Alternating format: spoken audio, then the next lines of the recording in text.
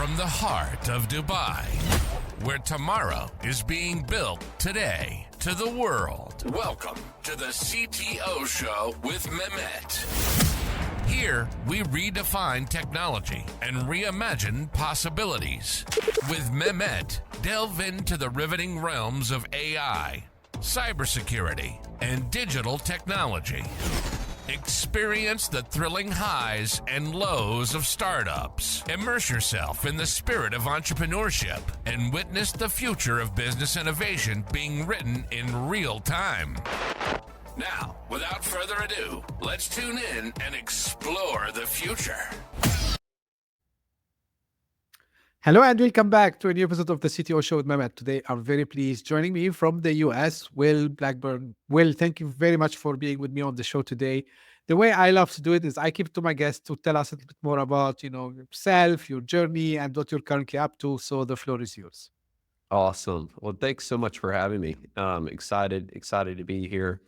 My name is Will Blackburn, and I am currently a co-founder of a startup that's located here in the Southeast United States called DevClarity, and we are creating a platform for software development leaders to help them better manage their team. And so to give you a little insight into why we're tackling that problem, I can go back a few more years. About 8 years ago, I was a founding employee of another software company, day one employee, and I was the sole software developer. And then over the course of about 7 years, I grew into the CTO role and went from the only software developer in the company to eventually managing a software and product team of about 35.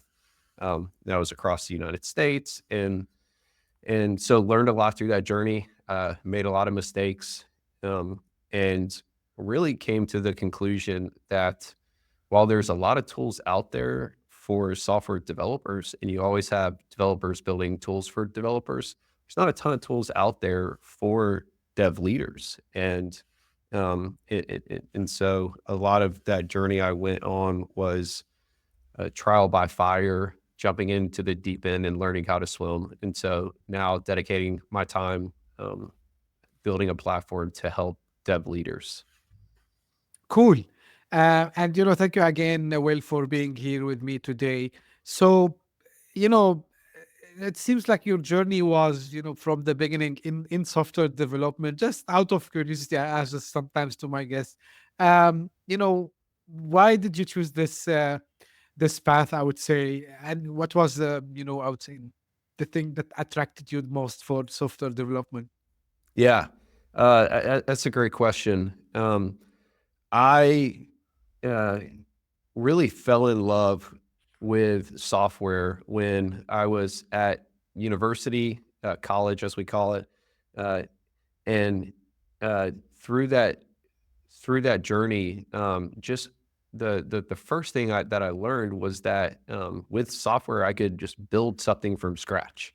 And it was this amazing feeling to be able to sit down at my computer and then a few hours later, a few days later, have an application that I've built that I can put out in the world and that other people can use, and it can solve their problems. And so really the first time I did that, I went to a library. I wasn't sure where my career was going to go, but I'd always loved kind of tinkering with technology, and sat down with actually a PHP and MySQL for Dummies book, and sat there and went through the tutorial, and I kind of modified the tutorial for something that I cared about and a problem that I knew that people had. And from then on, I've been really kind of addicted to technology and finding ways to solve other people's problems with it. And so as I've seen technology advance over the past 10, 15 years, it's only made me more excited about what we can do and the problems we can solve and how we can push the world forward with technology. Amazing. I want to go back. You just explained about what you do at DevClarity, but I want to also figure out from you, Will, of course, being a developer yourself, maybe you've seen some of that, and you just explained that, I know, But when was the moment when you said, okay, this is something that is big enough? A lot of people probably are facing, these issues, and we need to sit down and build something for that. So what I would say, what was the trigger for you to start, building DevClarity? Yeah. Um, Really, I felt a lot of that when we were building our last company. Our last company was a fintech company, financial technology company, and as uh, really I was a first time development leader and first time CTO, and then we went through COVID, and the market went crazy. Developers were getting sniped left and right for 2 times as much as they were making prior. It was a crazy time to be a dev leader and to really learn about software development. And I was just shocked at the lack of help and tools that I had um, in that process. I was doing things in Excel and OneNote, and was relying on kind of generalist HR tools that just didn't understand software development and how software developers are different and the technical nuance that comes with it. And so even then I was frustrated, and that's always good motivation for a software developer to start to tinker and build with something. And I didn't have time then, but our company sold in December of 2022. And so when the company sold, that's when I could really like turn back to that problem and start talking with other people. And as we went out and talked with other development leaders, we heard the same stories that it's uh, difficult to manage already. It's probably even more difficult to manage software developers because of the technical nuance and how skills and system expertise kind of hides beneath this fog that is technology. And so that's when my co-founder and I really, really knew that this is an area where we wanted to spend our time. So if I want to come before I shift, to some other topics, Yeah. as as a leader, as in, maybe I would believe, your ultimate customer or ultimate persona would be engineering managers, probably, um, you correct me if I'm wrong, like probably maybe even VP of engineering. I'm not sure if they would be interested. So when I would use your tool, Will, or your solution, so the direct benefit that I would get, if you can explain that to us a little bit more. Yeah, absolutely. And you're right. It's essentially engineering managers, but then also VPs, directors, and we eventually want to serve, true CTOs of larger organizations. Mhm. Um, yeah, the main benefit that they're getting is some structure and help around what are kind of the core management functions of a software development leader. And so, at kind of the lowest level for engineering managers, that starts with kind of developer specific one-on-ones. And so you can take developer specific one-on-ones, you can track action items that developers are working towards. But then as you look at what a VP and a CTO cares about, they care a little bit more about creating the structure for their managers to be successful in helping them. And so that's where we come in with um, helping them understand uh, what skills breakdown looks like across the organization, or who has the systems expertise. How do those play into the conversations that the engineering managers are having with their software developers? And kind of always goes back to, are your developers happy, uh, unblocked, and productive? And so if you can make sure your developers are that, then it's going to be a win-win across the board. Cool. Now, you mentioned something about how, of course, and all of us, we're witnessing, and personally, I witnessed that fast change in technology. But when it comes to software development, well, like, what are like the biggest one that you are, or we experienced, and now we are experiencing? Of course, I know like AI would be the one, but how AI is shifting, the way software development is done today?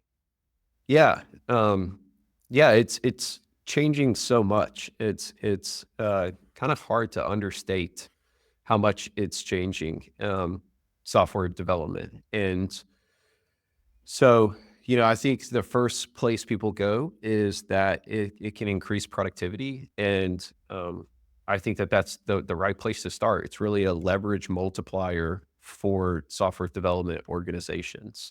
And so what we've seen in both our own experience, but also being able to talk, and since we serve software development leaders, we get to hear their stories and we get to hear what they're doing and what's working and what's not working.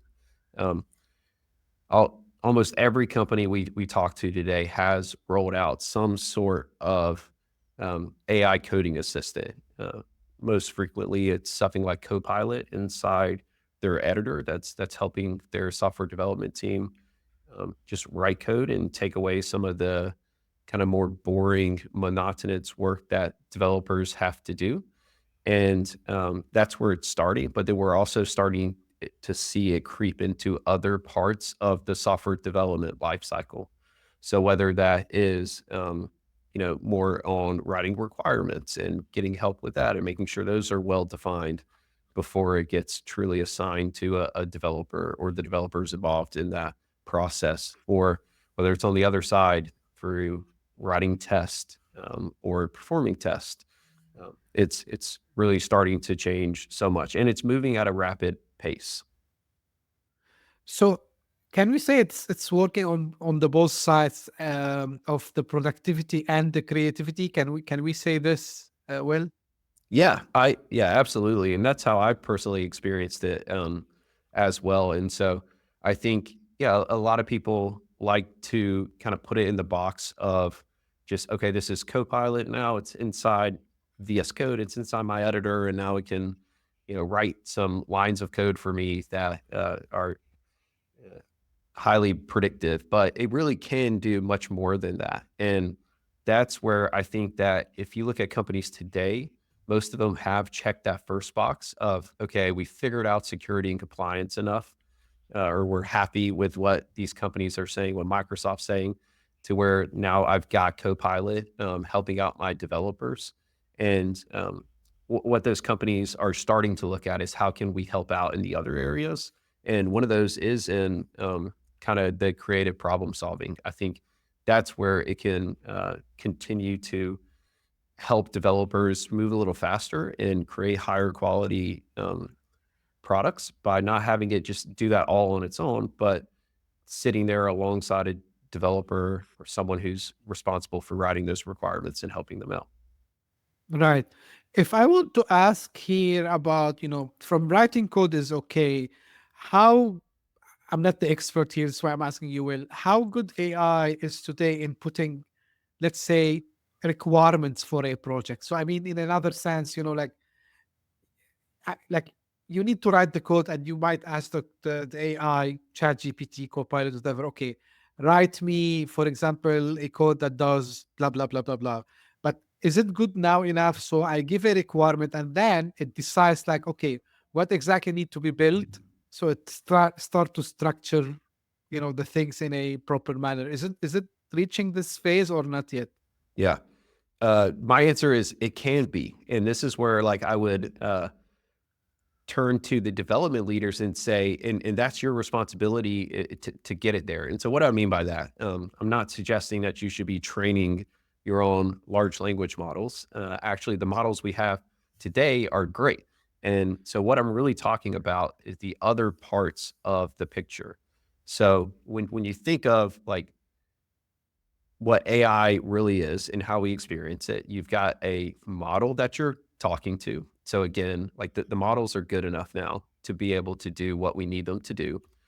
And then you've got your prompt. And so that's the next area we go to, which is, are you writing good prompts? And then a piece of that, but I like to separate it out, is the context you provide in that prompt. And so when I see people complain about the output of AI today as it's related to either requirement writing or even code writing, most often they're getting the prompt and the context piece wrong.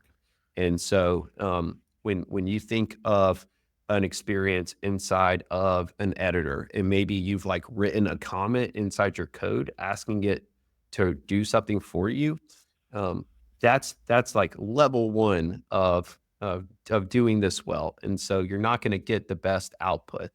Just as if you open up a ChatGPT new conversation and you say, hey, I want to add this functionality to my code.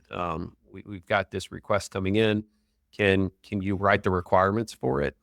It's probably going to get you kind of like B level, B minus level requirements back. But if you've set up a workflow where the AI has the ability to read your code base, maybe it can use retrieval augmented generation RAG and find the correct files it needs for context, or you can just give it to it directly. And then if on top of that, not only can it get the right code base, but it can understand the principles that you care about and the patterns that you've established in your code base, then that's where I have been blown away at the high level of quality that the models can output. And so, like, how can you do that today? A tool I love is called Cursor. It's another editor that many of you probably have heard of at this point. It's a fork from VS Code, so very similar, but they've gone a step further. And there's a few other tools out there like this. Another one's called Windsurf. And they make it really, really easy to give it the context that you need to be able to tag the files that you care about.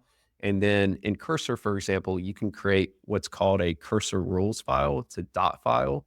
So it is essentially becomes a system prompt that's included in every single prompt that you write to AI. So every time you open up a chat window or you do an inline prompt request, it has this system prompt, and that's where you can define your language, the stack that you've used, the version numbers that you're on, the patterns and principles that you care about. And when all of that setup is done correctly, you get really good output. Right.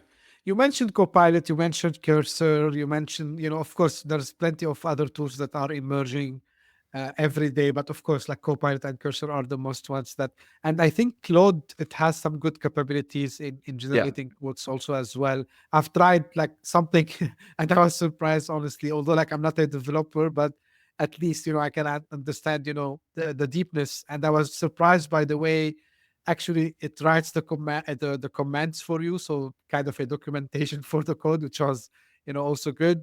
But what like some of the challenges you've seen, or maybe you have heard from other people about these tools? Yeah. Well, it's been fun. So our startup is about a year old now. And we actually sold my last company right as, ChatGPT was coming out and Copilot beta was first available. And so I didn't get to make the decisions for that engineering work. But I get to make the decisions for our smaller startup now. And we've leaned really heavy into AI development. And our thought is, what we've done is we use all of the developers use Cursor. We've got Slack channels dedicated to talking about the wins and the challenges with AI. So we can just continue to try to learn and do things like update our Cursor rules file to make it better. I think like so the biggest issue I see out there today is a lack of good context. And so we kind of just went over that and talked about the solutions there. But I think that's where everyone has to start, which is, have I given it the right context in terms of code base and then instructions through like a cursor rules file? Beyond that, there are other challenges still. And the biggest one I see, and I don't know if there's a term for it, but it's essentially when the AI starts to go down this rabbit hole. And that is where it's really important to have someone who understands the language, understands the framework, understands the application to catch AI quick, because it can start to waste hours and hours of your time when it goes down the wrong rabbit hole towards a solution that, either there's a much simpler solution and it started going down this trail. And because the way these generative models work, once those tokens exist in the history, then it's going to continue to go further. That's the biggest issue I've seen with it. And so I'm a big fan of like prototyping out changes quickly and then stopping. And then, as a human and hopefully as an expert or someone who's knowledgeable about the framework and the stack, you can figure out if it's going down the right path or if you need to kind of reset at this early level and change it up. So Andy Grove, famous Intel CEO, had a famous principle about catching things at its lowest value stage is what he called it. And so he used the analogy of if you're making an omelet and serving it to a customer and you've got a bad egg, you want to figure out that the egg is bad before you even crack it. But hopefully it's before you've cracked it and you've combined it with other eggs and you've put more ingredients in it and then you've served it to a customer who gets angry at you. You want to figure out if it's bad much sooner than that. And so you can apply that principle here with AI and kind of check in early with it to make sure that it's going down the right path. Right. One thing I've seen in general with the large language models, not necessarily, again, I don't talk from an expert perspective here when it comes to generating code, but I tried it with code also as well. And this is exactly to the point that you just mentioned. So if you keep, the conversation, of course, using the prompts, after a while, especially recently, I don't know why, all of the models, at least the one that I use, like Gemini, OpenAI, ChatGPT, and Claude. So all of them, what I feel is like after, I would say maybe 7, 8 iterations, Mm-hmm. so they become lazy and they start to act weird, which is okay, not weird in a sense, but you understand my point. So they don't deliver. And then I take the same thing from the last time it gave me a kind of a good answer. I put it in a new chat, I start a new prompt, and then I start to get like better answers over there. Right. And yeah, so it's like I mean, I have to give it a pause or a break, and then or I have to bring another expert look into it. So I'm not sure if this is valid. Yeah, no, I've seen exactly the same thing. And so yeah, like and I think that's again, as it has these new tokens, it starts to not forget, but we're going to use human words here Right. to kind of explain these things. So yeah, it starts to forget what you care about or what the original goal was, and then the performance goes down. And that's again where if you've got a good system set up that allows you to hop into a new conversation and have the right context again quickly, you don't feel like, oh, I've got to stay in this conversation because it has all the context it needs. And if I start a new conversation, it's going to lose that. You're able to kind of quickly hop into a new conversation and continue from there. And Yeah, then, but yeah. or go ahead. Sorry. No, I just wanted to say like this is also if I want to do like the comparison to your point, like using human words. So like I remember if I used to have back in the days a very complex project and Mm, all the team used to be lost. We say, okay, you know what? Let's erase the board and let's yeah. start from scratch. So it's Right. like something very similar, right? Absolutely. Or like go for a quick walk, like go refill Exactly. your cup of coffee and see what happens when you come back. So Right. yeah, yeah, absolutely. Um, one thing which, maybe I'm gonna take you back to the, management position here. So how is AI, shaping the role of leaders, and engineering managers? Yeah. Like, are there like some new skills that they need to be acquired by them? Is there anything that they need to do it different than they used to do before? Like, what's the shift for them here? Yeah. Yeah. We think about that in a couple of ways. One, just with AI in general, I think every leader needs to understand that AI is going to lead to increased productivity. Hype aside, whatever, it's 10x or 2x, whatever it is, there is going to be increased productivity. And so that means like individual developer impact is going up. So developers are already the most highly leveraged employees at organization. A single developer can impact your company in ways that a single sales rep or a single HR employee or a single operations employee couldn't dream of, because of the way that they can write this permissionless code that then runs and gets executed a million times over. So now with AI, if that productivity is increasing, developer impact is increasing, and that means that managers and development leaders are in a position to have the greatest impact that they've ever had. Their leverage as managers is increasing. And so they need to be thinking about this and paying attention, understanding AI, and enabling their developers to use these tools and to really lean into it. So that's the first piece. The other way we think about this is it's also creating a new opportunity for leaders to have more tools and have more help. And that's what we're leaning into with DevClarity, because so much of people management is more on the qualitative side of things as opposed to the quantitative side of things. Developers spend 10,000 hours talking to computers and giving computers instructions. And then they wake up one day and they've been promoted to a manager, and now they have to give people instructions. And humans have like hidden compilers. So you can't be sure that what you've said to them, said to a human, gets interpreted the same way every single time. So it's so different than talking to computers. And so now with generative AI, we're able to create tools to help leaders make sense of and understand some of the more qualitative things, like taking one-on-one notes and then having that as an insight that you can marry with quantitative data. So maybe someone's commits have dropped over the past 2 weeks, but maybe now actually the data exists to understand why that happened, and we can just automatically connect those two things behind the scenes. And so you can get a better sense of what's going on at your organization, where you need to help out, and where you need to leave your developers alone. Yeah, absolutely.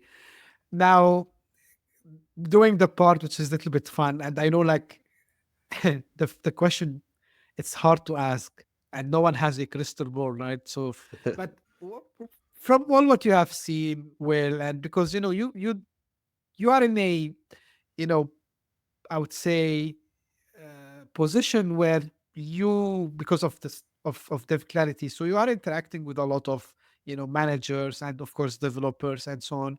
So what is the future like? I mean, when I say the future, before we used to ask after 10 years, 5 years. I know we cannot predict anymore like that long, but Sure. how are you seeing things moving with the AI wave taking us places now? Yeah. Yeah. I think while a lot of the future is unclear, I think what is clear to me is whether we want it to happen or not, more development is going to happen through prompting. And that's it's just clear to me that there's advantages to that. And so I think when you look 12 months out, we will be well on our way towards moving most programming to happen through prompting. And so that's going to have a significant impact on the development world. I think developers are here to stay, and I think that you'll need developers to make the best use of these new technologies and these new tools that make programming easier than ever, because you're able to use human language now, kind of one step further. And I think I would encourage people to think about the history of talking to computers in software development, and think about the spectrum that we've been on, where in the early days, we wrote machine language code that really told the computer exactly what to do at the machine level. And since that point, we've been slowly abstracting towards human language. And, we got to the point with these high level programming languages now where so much of what's underneath we don't have to deal with anymore. And we can write these classes and, these objects that encapsulate what we actually care about and abstract up. And so in many ways, using human language to create what eventually commands the computer to do something is a natural step. It's different because you can use AI to write a lot of code now in a way that has never been done before, but it's also a natural step up. And so my prediction is that more and more code will be writing with prompting.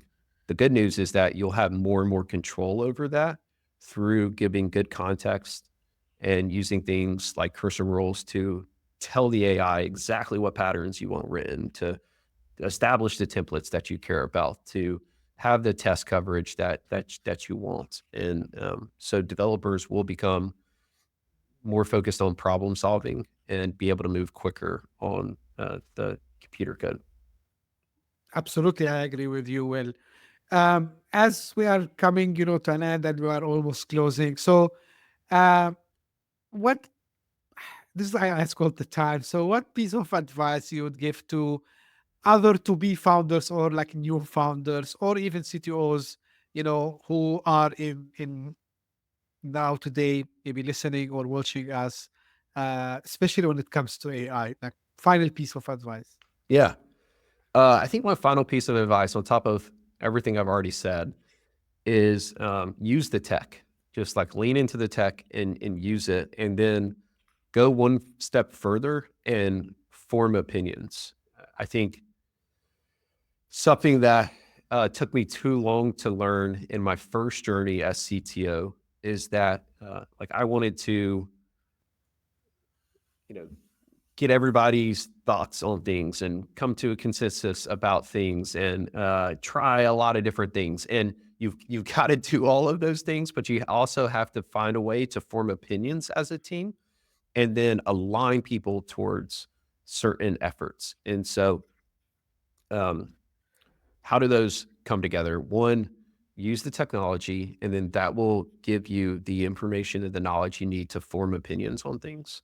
And then I think if you do this right, you're going to form some opinions that using AI is the right thing to do. And you're going to lean into ways that you can do it. And you're going to end up with an organization and a team that can move faster while still writing really high quality code. Right, absolutely. Well, finally, where people can get in touch with you and find more about DevClarity. Yeah. So you can go to devclarity.ai and hear all about how we help development leaders and VPs, engineering managers create structure that helps their developer teams be happy, unblocked, and productive. And then you can find me on LinkedIn. That's where I'm most active. And I'm sure we can post a link, but it's just Will H. Blackburn. Sure. Yeah, I will take care of that, Will. Don't worry. So this is for the audience. All the links that Will just mentioned, they will be in the show notes. If you are listening on your favorite podcasting app, or if you're watching this on YouTube, they are in the description. Will, thank you very much for being with me here today. A lot of insights, great, also advice to fellow CTOs and founders about leveraging the technology. 100% on that. And also, like what you're currently doing is, I think, something that every software development manager should be looking at, because time is money, and you help them in saving time and increase the productivity. So thank you for sharing your story, and of course more about DevClarity with us today. And this is for the audience. This is usually how I end my episodes. So if you just discovered our podcast by luck, thank you for passing by. If you like it, please give us thumbs up, share it with your friends and colleagues, and of course, come back to listen to a new episode. And if you are one of the people who keeps coming back, thank you for sending me your comments, your suggestions, your questions, and keep them coming. I read all of them, and I try as much as I can to reply as fast as possible. Thank you very much for tuning in, and we'll meet again very soon. Thank you. Bye-bye. Thank you. Hit that subscribe button, share the show with your tech-savvy friends and fellow entrepreneurs, and leave us a review on your favorite podcast app. Your support means the world to us.